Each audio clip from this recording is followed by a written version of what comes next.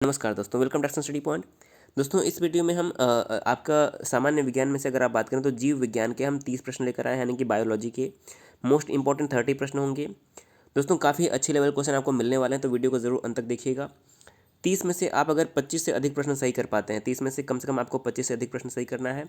अगर आप इतने प्रश्न सही कर पाते हैं तो इसका मतलब आपकी साइंस की तैयारी जो है काफ़ी अच्छी है, क्योंकि आपके एग्जाम में साइंस जो है बहुत इंपॉर्टेंट पार्ट होने वाला है। अगर आप इस वीडियो की पीडीएफ फाइल डाउनलोड करना चाहते हैं तो आपको डिस्क्रिप्शन टेलीग्राम लिंक मिल जाएगा। इसके अलावा टेलीग्राम पर जाकर जब आप डायरेक्शन स्टडी पॉइंट सर्च करेंगे तो भी जो है आपको पीडीएफ आंसर के साथ मिल जाएगी। तो आइए शुरू करते हैं आज का वीडियो। देखिए, पहला प्रश्न क्या है, आधुनिक मनुष्य के हाल का पूर्वज कौन है? तो देखिए, इस प्रश्न का हमारा सही आंसर क्या हो जाएगा, जावा मानव पहला ऑप्शन है, क्रो-मैग्नोन मानव, निएंडरथल मानव या फिर पेकिंग मानव। तो जो आधुनिक मनुष्य के हाल का पूर्वज है वो हमारा हो जाएगा ऑप्शन नंबर बी, क्रो-मैग्नोन मानव। अगर आपने यहाँ पर बी चुना था तो आपका जवाब जो है करेक्ट हो जाएगा। दोस्तों, वीडियो को जरूर अंत तक देखिएगा, काफ़ी अच्छे अच्छे क्वेश्चन आपको मिलने वाले हैं। दूसरा प्रश्न है, वर्तमान मानव जाति में कृषि और सभ्यता का प्रारंभ संभवतः कहाँ पर हुआ? तो देखिए, वर्तमान मानव जाति में कृषि और सभ्यता का जो प्रारंभ है संभवतः जो अफ्रीका की नील नदी है इसके किनारे पर हुआ था। आप सभी को पता है कि जो नील नदी है, नील नदी के कारण ही जो है अफ्रीका में जो है मिस्र की सभ्यता का विकास हो पाया था। आप सभी को पता होगा जो मिस्र की सभ्यता है वह नील नदी के किनारे ही विकसित हुई थी और यहीं पर जो है कृषि और सभ्यता का जो है प्रारंभ हुआ था। तो इस प्रश्न का जो अगर ऑप्शन नंबर ए अगर है तो हमारा जो है ऑप्शन नंबर ए यहाँ पर बिल्कुल राइट आंसर हो जाएगा। अगला प्रश्न देखिएगा, पूर्व पाषाण काल का संदर्भ किसके लिए आता है? पूर्व पाषाण काल का संदर्भ किसके लिए आता है? प्रागैतिहासिक मानव के लिए, अधः मानव के लिए, आधुनिक मानव के लिए या फिर आदिवासी मानव के लिए? तो अगर आपने इस प्रश्न का ऑप्शन नंबर ए चुना है प्रागैतिहासिक मानव, तो आपका जवाब जो है करेक्ट हो जाएगा। जो पूर्व पाषाण काल का संदर्भ है वह प्रागैतिहासिक मानव के लिए आता है। अगला प्रश्न है, चौथा प्रश्न, महाद्वीप जहां मानव से संबंधित जीवाश्म सबसे अधिक मिले हैं, यानी कि वह महाद्वीप जहां पर मानव से संबंधित सबसे अधिक जीवाश्म मिले हैं, वह महाद्वीप कौन सा है? तो सही आंसर हो जाएगा ऑप्शन नंबर बी, जो अफ्रीका महाद्वीप है, यहाँ पर मानव से संबंधित जीवाश्म जो है सर्वाधिक मात्रा में प्राप्त हुए हैं। कहाँ से? अफ्रीका महाद्वीप से।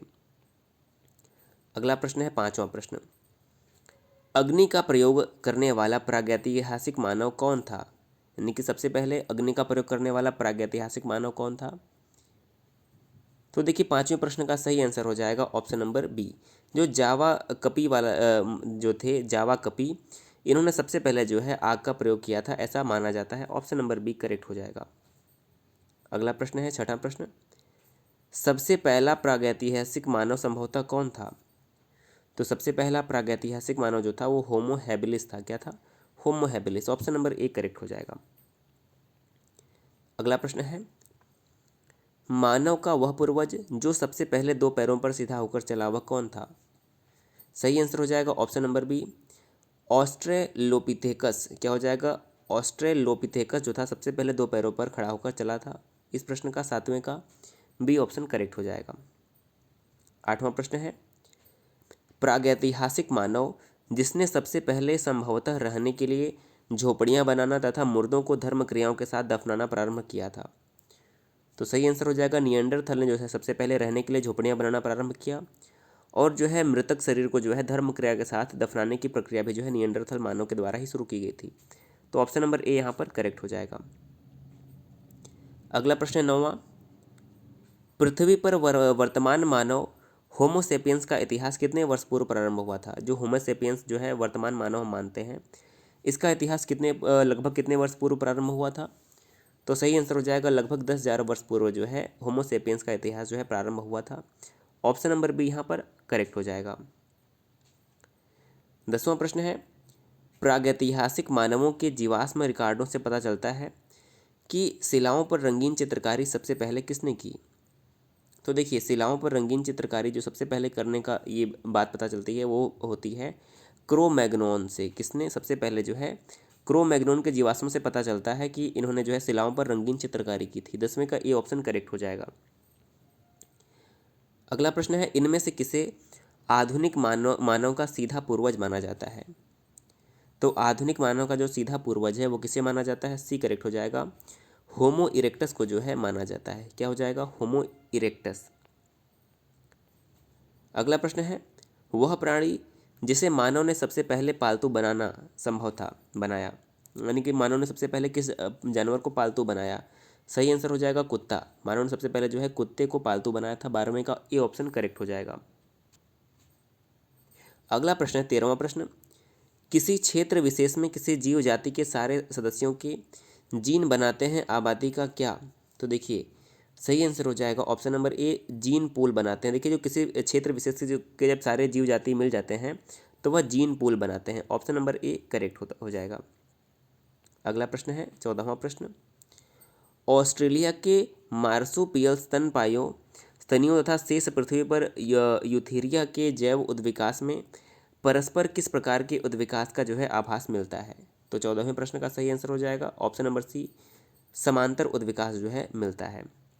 अगला प्रश्न है, ध्यान से देखिएगा सभी प्रश्नों को, एक नई जीव जाति की उद्विकासीय उत्पत्ति तब हो जाएगी जब, यानी कि नए जीव जाति की उद्विकासीय उत्पत्ति कब होगी ये आपको बताना है। तो सही आंसर हो जाएगा बी, किसी आबादी में इतने जीन परिवर्तन हो जाएंगे कि इसका अन्य आबादियों से जननिक पृथक्करण हो जाएगा, तब जो है एक नई जीव जाति की उद्विकास उत्पत्ति होगी। ऑप्शन नंबर बी करेक्ट हो जाएगा।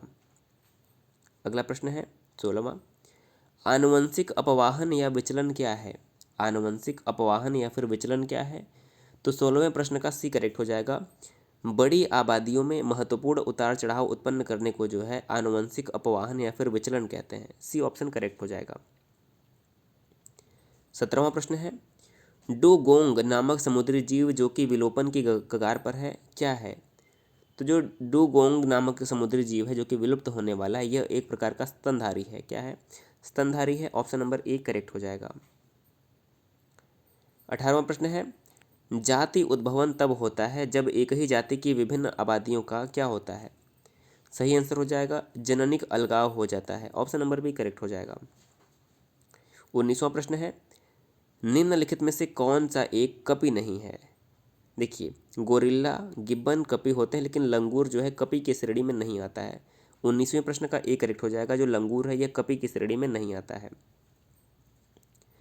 20वां प्रश्न है, किसी जीव जाति की आबादी में उत्परिवर्तन जीन के फैलने की संभावना तब होती है जब क्या होता है? जब इसका प्राकृतिक चयन हो जाता है। सी ऑप्शन यहाँ पर करेक्ट हो जाएगा। अगला है 21वां प्रश्न, पांडा भी उसी कुल का सदस्य है जिसका, देखिए जिसका भालू जो सदस्य है, तो पांडा और भालू जो है एक ही कुल के सदस्य हैं। ऑप्शन नंबर सी यहाँ पर राइट होगा। अगला है 22वां प्रश्न, मैमथ पूर्वज हैं किसके? जो मैमथ हैं यह किसके पूर्वज हैं? तो जो मैमथ होते हैं ये हाथी के पूर्वज हैं। सी करेक्ट हो जाएगा। 23वां प्रश्न है, डायनासोर क्या थे? तो यदि हम बात करें डायनासोर किस वर्ग के थे, प्राणी थे, तो 23वें का सही आंसर हो जाएगा ऑप्शन नंबर बी, मेसोजोइक सरीसृप थे। क्या थे? डायनासोर मेसोजोइक सरीसृप थे। ऑप्शन नंबर बी यहाँ पर हमारा जो है करेक्ट हो जाएगा। अगला प्रश्न है 24वां, कीवी पक्षी कहाँ पाया जाता है? देखिए जो कीवी पक्षी है ये पाया जाता है न्यूजीलैंड में। ऑप्शन नंबर सी करेक्ट हो जाएगा। आपने कभी कभी सुना होगा न्यूजीलैंड की टीम को भी कीवी लोग कहते हैं, कीवी टीम, तो न्यूजीलैंड याद रखिएगा। सी करेक्ट हो जाएगा। अगला है, इनमें से कौन सा जंतु कुछ ही समय पूर्व विलुप्त हुआ है? तो देखिए जो डोडो है, डोडो जंतु है, अभी कुछ समय पहले ही विलुप्त हुआ है। ऑप्शन नंबर ए यहाँ पर करेक्ट हो जाएगा। 26वां प्रश्न है, अपने व्यापक रूप से स्वीकृत भाव में जैव विकास का मतलब क्या है?